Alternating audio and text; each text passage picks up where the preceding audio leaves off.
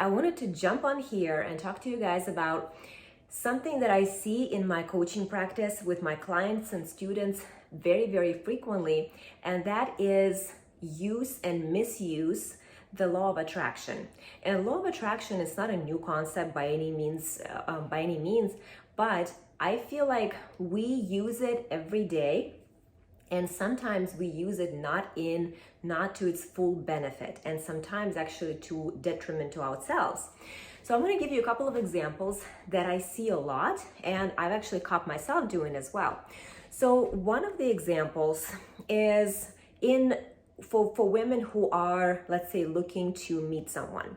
They're looking to meet someone and they're dating. I actually know a woman like that, and anytime that there's a conversation about her, dating life, her relationships, she is saying the same thing every single time. And she's saying that I've been dating for years. And she actually quotes on how many dates she went on, and they're like in the hundreds at this point. And every single date did not, she's very negative about those dates, and she's saying that she's still single and she's just kind of losing any type of desire. Losing hope.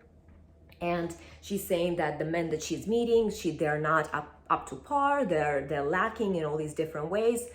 So how can you attract something that you want? So how can this woman attract something that she actually desires, this perfect soulmate that she actually wants, while she keeps stating and keeps playing over and over, beating the drum of this lack, beating the drum of this, okay, she can't meet anyone, she's lonely, she's so tired of dating, right? She's discouraged. You cannot get from here to here. You cannot get from making all these statements and feeling this way to actually meeting someone, okay? And I talk a lot about my channel on the fact that there are physical things that are already manifested in our lives. These are the things that we already have, right?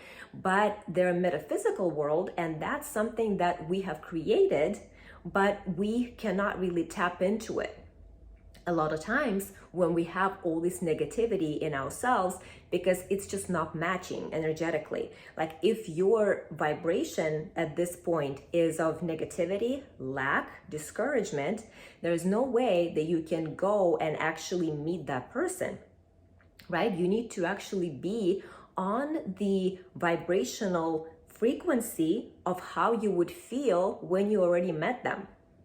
And I know that for some people, it's really hard to understand that, because, we've been taught that, okay, this is what you have. This is, let's take inventory of what you have, like where you are, right? How much money you have, like what your relationships are, like all these things. And this is the truth, right? This is what we've been taught. So we have not been taught to think about, okay, there is also a metaphysical area, like all your desires and all the things that you actually want to have and you've been wanting to have, right? Because we constantly put these desires, these wishes into that area of metaphysical, right? Let's say our desires are there, and those are desires, like whatever your desires are, like desires to have certain body, desires to look a certain way, desires to have health, desires to have certain relationships, right? Desires to have money, desires to have certain career, all that is there. But if you keep beating the drum that you don't have that, like let's say with the relationships, like with the example of this woman, she cannot get here from this level of discouragement and this level of vibration to actually meeting that person. I'm gonna give you another example. And I see it a lot too, that when a woman actually meets someone and she is happy and glowing and in love, and just imagine yourself like what her vibration is, right? Or for a man, same thing. When a person is in love, what is their vibration? Their vibration is vibration of upliftment, right? They're happy, they're excited, they're glowing, they're, a little flushed, they can't wait to see that person, right? All those things. So suddenly they become so attractive to everybody else, right? So let's say a person meets that, special person and they're in love, they're excited, and then all of a sudden, all the other people are attracted to them. Why? Because they're on that vibration, right? They're on that vibration of happiness and satisfaction, that they already have it. And that's what makes the difference. So what am I saying? I'm saying that when you are looking to achieve something, to get something, you literally have to get on the vibrational frequency of what you want. So if that is a relationship, for example, and I have a whole meditation. I created a whole meditation. It's actually a free meditation that I have. You can find it in the description box. And I talk about, it's a 10 or 15 minute meditation. And this is what a person feels when they are in love. This is what a person feels. So this is getting in the state of actually feeling like you already met someone, even if you haven't, right? Because you can beat the drum of your current truth and saying that, well, but I don't have that person. I don't feel that way. I actually feel this way. But this is not going to do you any good, because your vibration is completely different from how you would feel when you actually meet that person. So you need to get into vibration of that happiness, that satisfaction, all those emotions, right? So you can feel free to check that meditation in the description box. And this is what attracts, right? This is what attracts, when you can get in that state emotionally without even having it physically.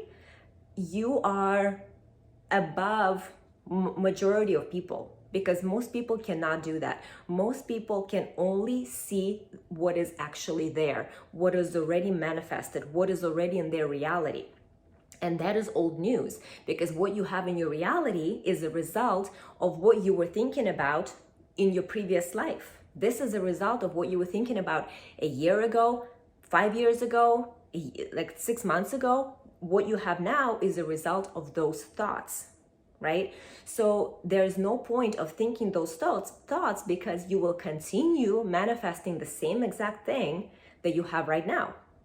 Right? If you don't have something right now, you will keep not having it because you keep thinking the same thoughts. Same thing about, let's say, prosperity, money. I know a woman who is actually very wealthy, in a sense that she comes from a very wealthy family, and her husband is actually very wealthy as well. And when I say wealthy, they own a bunch of things, so they have a lot of wealth within their family. However, this woman, she actually is working almost like a janitor or something like that. So very, very low level. I mean, she doesn't even need to work, obviously, but she actually does. She does some kind of a cleaning situation. And she is terrified of being poor. This woman is terrified of being poor, of losing the money, that her family is going to lose the money. So these are the thoughts that she's thinking, even though her reality actually is completely different. So this is an opposite example, right? That somebody can actually already have like the wealth and the money, but their vibration around it is so low that they can't actually even enjoy it. Right? So majority of the people, however, have the opposite situation, where they would like to have more money, they would like to be more successful, more prosperous, but the only thoughts that they can think is the lack of money, the bills, the fact that they don't have the money. And this is their frequency, this is their vibration. And they're wanting to have more money. But again, you cannot get from here to here. You cannot make that jump. So the same thing, the same approach that you would use with relationships that I gave you an example of, you have to imagine how you would feel when that situation would resolve, right? When you would actually, how would you feel when you have what you want, when you're already abundant, when you have the money, when you have the freedom, when you have all those things. And only then can you attract it in your actual reality. And again, this doesn't even depend on what you currently have, because the more you're beating the drum of what you don't have, the more you will keep having it in your current reality and in the future.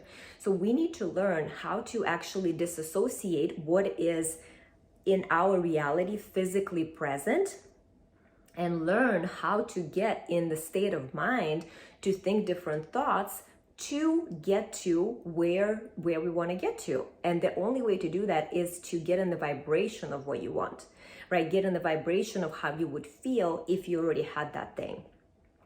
So this is just a quick video that I wanted to share because I see it so much and I catch myself doing that too. And the last example that I can give you is, let's say if someone is, you having an issue with someone, right? You're having a problem with someone and they are at fault in your opinion and opinion of people who surround you.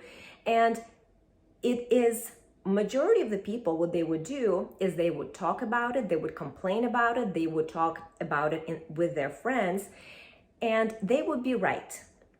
Because this is the truth. This is like, if the other person wronged you somehow, it is the reality right now, right? You almost have a right to feel angry, to feel vengeful, to feel all those things. But think about this. What is it doing to your vibration? Like, what is it doing for you and creation of your life? Because you complaining about that person or you feeling hatred towards that person is not doing anything to them. They're just happy as a clam. They're doing their own thing. The only person that you're hurting is yourself when you're thinking those thoughts. It's like drinking poison and hoping for the other person to die. So, and it is, I'm not saying that it's easy, right? And I have been doing that, and I have been doing this very recently based on what I'm going through in my life.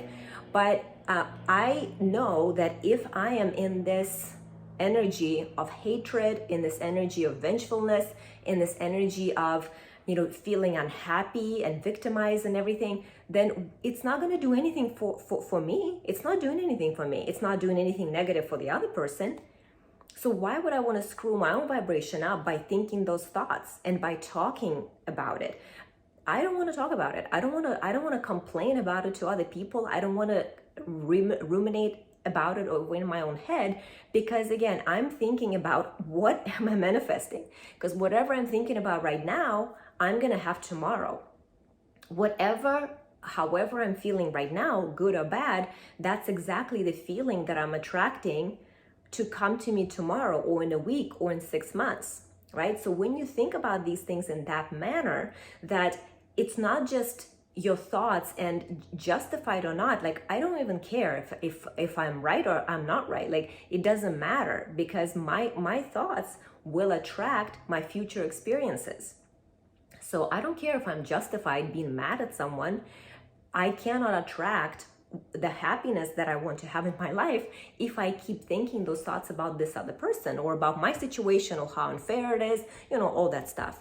That doesn't make any sense. Okay, so whatever you're wanting to attract in your life, just think about how would you feel. And as always, I invite you to journal on this, and I will talk to you all in the next one.